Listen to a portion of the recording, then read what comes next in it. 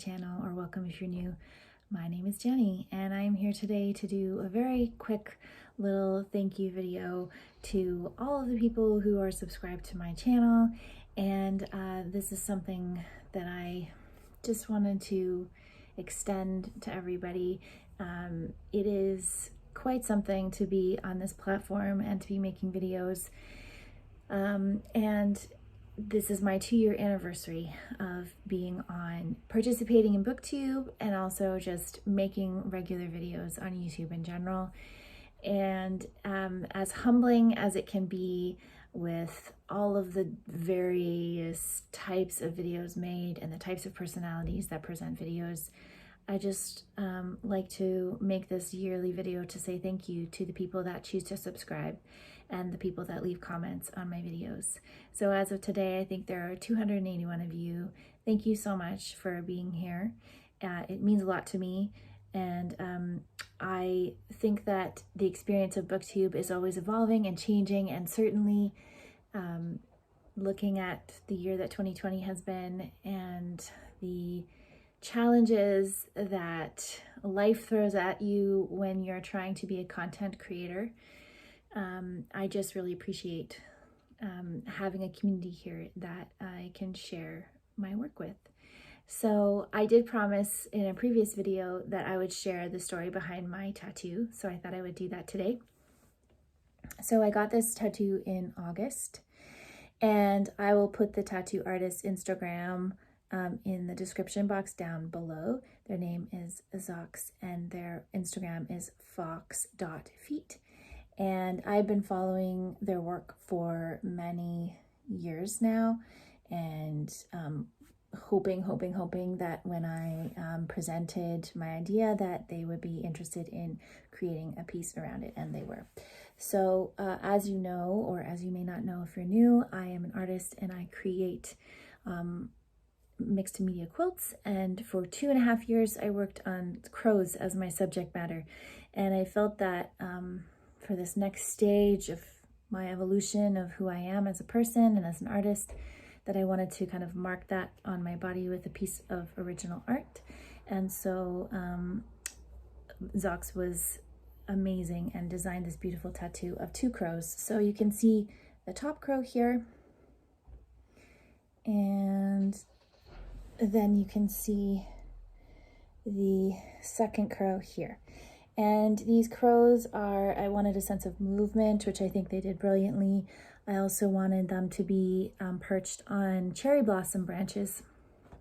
And that represents the fact that I live on the west coast of Canada and there's a lot of cherry blossom trees here. And so this tattoo, there's also 2 crows, so one representing myself, one representing my husband, also representing the fact that we have 2 sons. And I think having had this tattoo for a month now, I feel like it really helps me to embody my artistic vision and my connection to the crows after working with them in my artwork for such a long time. So this is a black and white shading tattoo. There won't be any color in it. I particularly love the details of the feet on the branches and on the feather details. And this actually covers up my previous tattoo, which was a snowflake. I just felt like it was time for a change.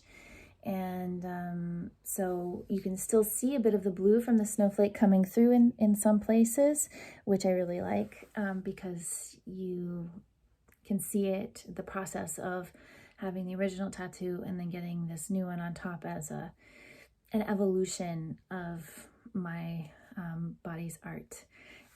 So that's the story behind the tattoo. And I've been coming to a lot of realizations about BookTube and the videos I'm making and my place in BookTube and also on YouTube, and how I can be of service, but also how I can use video as a way of communicating, as a way of connecting. So that means there's I think a lot of changes that are gonna come my channel. And I may talk about this more at my end of year goals video, but for the most part, what I've come to realize is that the goals that I set out with, so the things that I wanted to make videos about when I first started on BookTube, and the things that I thought would make me unique to this place on BookTube, have not been the videos that I've been making. So the videos that I thought I was going to make when I started out, I haven't been making those videos. And I think there's a few different reasons for that. And I think a few different booktubers that I follow have kind of had these moments of questioning. And I think it's really easy to get caught up in the fun and exciting and typical booktube video production mode, where you participate in a lot of readathons, you do a lot of tags, you follow these kind of pre-prescribed things that have just evolved naturally. And I think a lot of that for me was FOMO. I wanted to be part of everything and try to be everything, but I think what ends up happening when you do that is that you don't end up reading all the books that you actually are most interested in, because you are getting caught up in the hype and the excitement of other people's reading. And I don't think there's anything wrong with that, because I think that there's a place for all those types of videos, and there's a place for any booktuber who joins in future who wants to become a part of that. There's a place for that too. And I think I have explored enough of BookTube for myself now in terms of making different types of videos to know that what I need to do is kind of focus back in on my original vision, because those books are really important to me, and I keep putting them off to read other things because of the kind of collective BookTube schedule. So that is something that I've learned, and something that I'm going to be working on for 2021. And it might mean that I am not participating in as many things as I have been. Not that I'm one of those highly participatory people, because some people are amazing and can really participate in everything, and I just don't feel like I have that capacity anymore. I just feel like right now my vision is a bit looking inward, and I need to really focus on making videos that call to my heart, and that put the kind of content out there that I really believe is lacking on BookTube, instead of trying to be part of the echo chamber of maybe, reviewing the most popular book that everyone's reading at the same time, which I've never really done anyway, because I'm not really a new release girl. I have been doing the BookTube Prize judging this year, and I've really enjoyed the experience, and I've learned a lot from the experience about my own reading and about my place on BookTube, I think. So that is, whether or not I participate next year, I haven't really decided yet. And it's not because I think, it's not because I don't want to participate, but because I think that, through doing every round and through alternating between fiction and nonfiction, I have definitely tied up a huge portion of my reading in one area. And I think that I need to be way more deliberate about where I'm putting my reading time. So those are just some random thoughts here on my second BookTube anniversary. It is a very interesting community to be part of, and I'm still very much invested in contributing to the community, but I just want to try to remember what I'm best at contributing, and not get caught up in the kind of excitement and the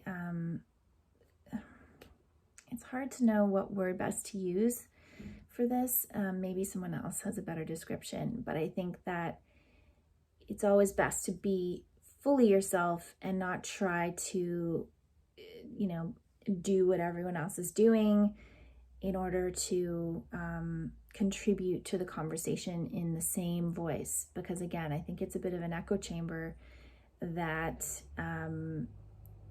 that doesn't really serve myself, my personal reading, and my personal goals, or anyone else who's watching, because it's really just part of a typical experience that they get from other people, and it's probably not the best experience that I can deliver, if that makes sense. So again, thank you so much to everyone who subscribes. If you are new, consider subscribing. My videos may look a bit different as time progresses into the next year, because as I said, I'm definitely finding my footing on BookTube now, and my own voice and my own experience is starting to overtake what I want to put out into the world. And I will be back again soon with another video. Thank you very much for watching.